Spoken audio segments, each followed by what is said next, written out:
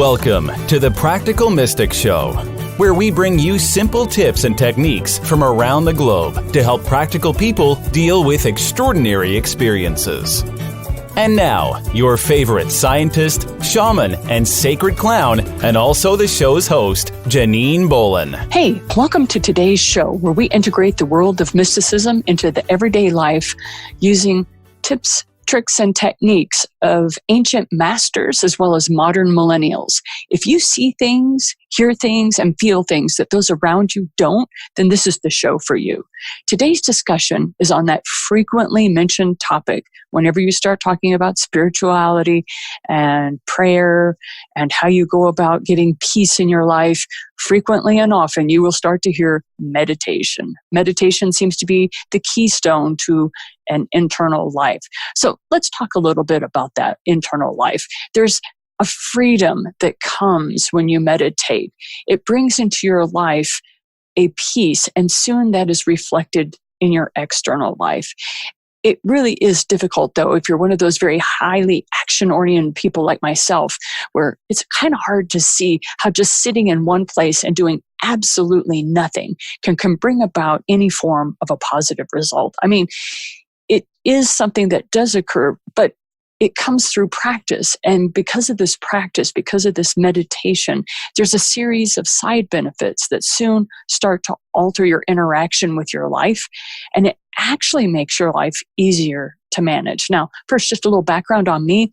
I live my life as an adventurer, and I crave as many different activities that I can experience without causing harm to myself or to anyone in my community. Now, because of this, each year I set about a goal that I want to define not only for myself, but what sort of interests do I want to engage in for the following year? So some of the questions I've asked myself in the past is, hey, is this the year that I learned to fly a helicopter? Or is it time for me to go kayaking on the New River in Virginia? What about picking up that ukulele that friend of mine gifted to me last year? How about I learn 3 new songs on it? These are the type of things that I'm always asking myself because I'm highly engaged in my life. But even with all this focus on the external activities I want to participate in, I have to say that some of my greatest adventures have been the ones of my own internal terrain. Now, the goal of mine is to live this highly experiential life, and this explains why I spent 34 years on a journey to meditate every day. Despite the many demands that I had an active career, I was raising a large family, I have 4 children, and I was highly engaged in community activities. I was in Boy Scouts, I was in Girl Scouts, and I had meditation groups. So I was very, very engaged. I had this single-minded pursuit, however, to find my own philosophical answers to life, the universe, and everything. You know, I'd been trained as an analytical biochemist, and I loved physics and I loved cosmology. And so when I say that I wanted my own answers to life, the universe, and everything, seriously, I have Albert Einstein to thank for that, because he wanted to know the thoughts of God. What was God thinking when he created this world?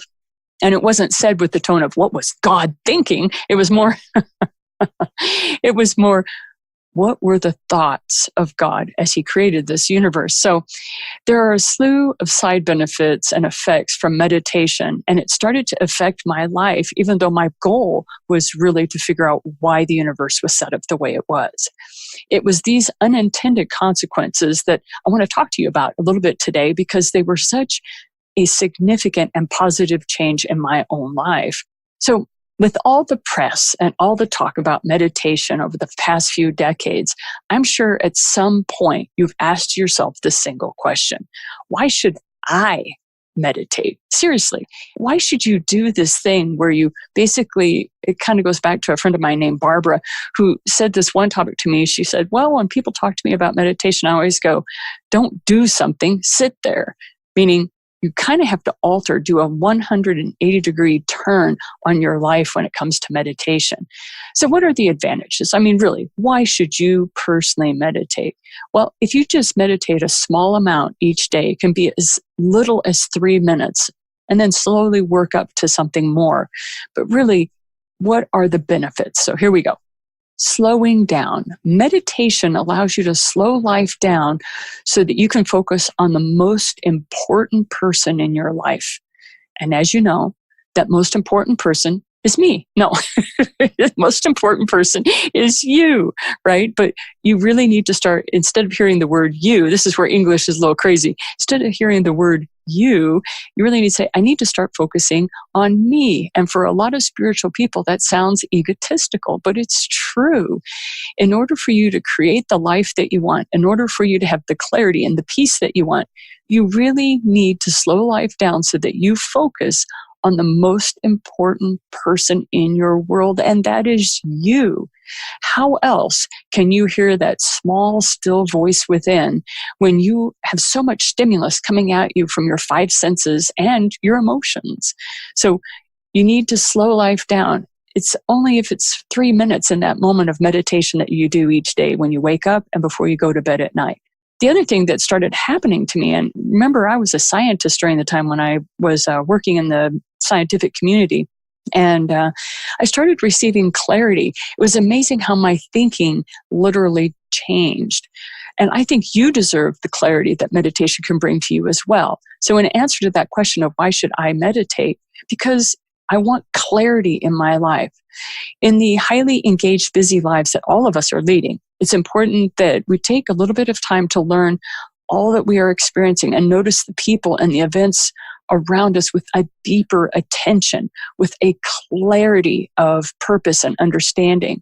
The effect of meditation and how it improved my own personal experience and lives and relationships with others, it was just incredible. The way I reacted to normal day-to-day stressors changed, and it was quite significant in a very short period of time. I was calmer and was much more relaxed, and because of that, my life got simpler. Now, the biggest thing that happened with me was quieting my own mind, and that's pretty impressive. I can think pretty quickly, and I can think a lot of thoughts in a very quick succession. And so one of the things that meditation did by its very practice was calming my mind down in an incredibly gentle way. It wasn't through the use of force. It wasn't because I had to. It wasn't due to any kind of work. And that is saying something because we work very hard in our brains, you know? We think a lot. And so the fact of meditation where I was slowly calming down and it was done in such a gentle, relaxed way required me to start implementing a structure so that I practice meditation every day. It would guide me into very thoughtful solutions so that my life began to have quite a bit of abundance in it. So what am I talking about? I'm being very general here, I know, but really the power of changing your life in whatever way you're focusing on doing that, it rests on these very introspective sessions that meditation can bring to you.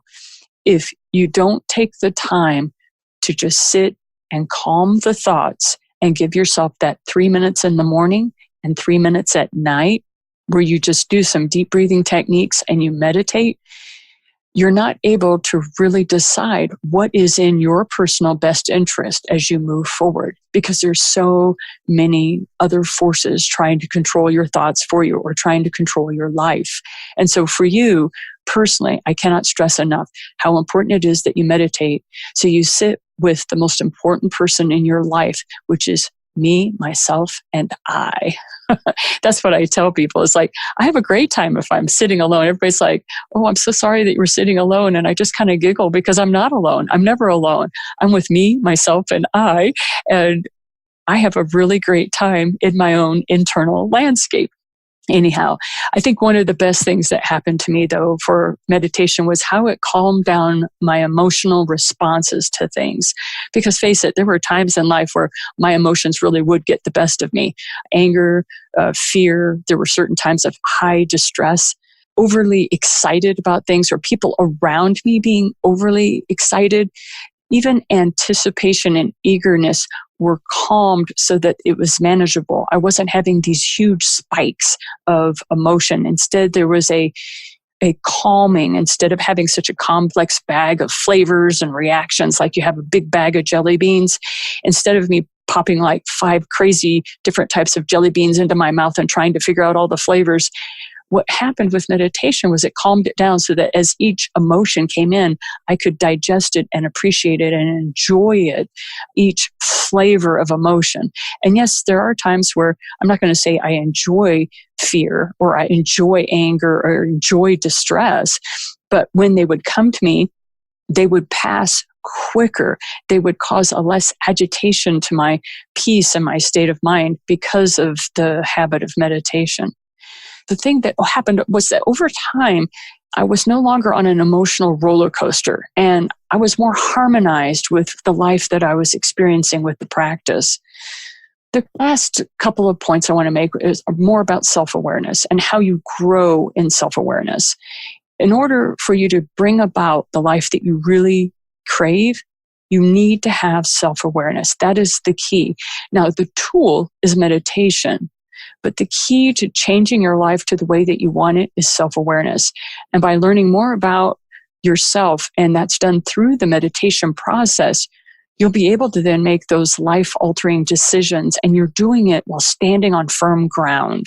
You'll really have a solid foundation. And it happens because you start examining the words that you're using every day. You really, as you think and as the words form and as you start speaking to people, you become more measured and you choose your words more carefully in your daily life. And you just can't help but make a better life for yourself as you make these small adjustments, not only to your behavior, but how you react to the world around you. Now, the last benefit that I want to talk to you about meditation was the one that really drove me. It was very much a personal one for me, which was I wanted to have a one-on-one communication with the divine. And so meditation really came to me because I wanted to talk and find out why the universe is the way it is. And I wanted to talk to the creator of the universe. And the idea of a God that was separate from myself didn't really work for me. And so as a scientist, I was like, any kind of program has an originator of that program. I want to talk to that originator. I want to talk to source. And that's what I started talking in my mind. I was like, I want to go to the source of the universe. I want to go to the source of my thoughts. I want to go to the source of my life. And as I was thinking about that in my meditation, that kind of communication started happening. The ability to communicate with the highest and best good that I could achieve was what my purpose was for me on this planet. And I knew that was important for me. And so to do that, I needed to get a bird's eye view on my life. And that was done by looking through, and I don't know how else to say this, but the only way I could do that was by looking through the lens of my soul or my higher self. It was kind of a form of super conscious communication. And it doesn't come about by my normal physical and mental communication and awareness. I knew I had to move into a higher state. Now, because I'm a scientist, I saw it as frequency. I had to be in a higher frequency. I was very used to looking at oscilloscopes, and I was used to looking at vibrations through instrumentation, and I knew that I needed to vibrate at a higher state in order to get that bird's eye view on my life. Now, some people call it intuition. For me, I like to talk about it as frequency or vibration. But I knew that the only way I was going to achieve that high level of frequency was to be able to calm the physical vibration and my emotional state and then my mental state so that I could literally float into that higher state of super consciousness. So my hope for you is this. As you move about your daily life, as you observe what are the words that you are using to describe not only yourself, but your particular life situation, what are the desires that you have moving forward? What do you want for yourself, your family, your community? Basically, meditation is what gives you that steady ground. It gives you that concrete that you can stand on so that you can express yourself from a firm footing. It allows you to create and express the changes that you need for your own life. So I encourage you, start meditating today. If you haven't been doing that, make a commitment to yourself that you are going to meditate every day, even if it's only 3 minutes. And if you're really time sensitive, sit down and get out your cell phone and set a timer for 3 minutes. You're going to just sit there for 3 minutes and calm yourself, or you're going to sit there for 3 minutes, breathe and listen to the air conditioner or listen to the heater. Listen to something that's monotonous, because what you're trying to do is calm all the sensory inputs. And the best way to do that is to focus on your breath or focus on something highly repetitive. Now, if you need some guidance on this, stop by my website and pick up a free copy of my meditation resource. I have a 7-step guide to meditation, and I think it will be very helpful to you as you move about your adventure, as you go about scaling those mountains of your inner landscape.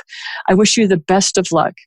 So this is Janine Bolin of the Practical Mystic Show, wishing you a pleasant day and reminding you, stay grounded here on planet Earth, dear one, while you reach for the stars.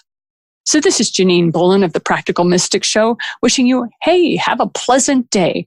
And just one little reminder before I go with you today, make sure you stay grounded here in planet Earth. We love having you here, even while you're reaching for that higher inner landscape of super consciousness. Don't forget to keep your feet firmly planted on the ground. Have a great day. This has been the Practical Mystic Show with Janine Bolin. For show notes, resources, and more, visit the8gates.com. Thanks for listening.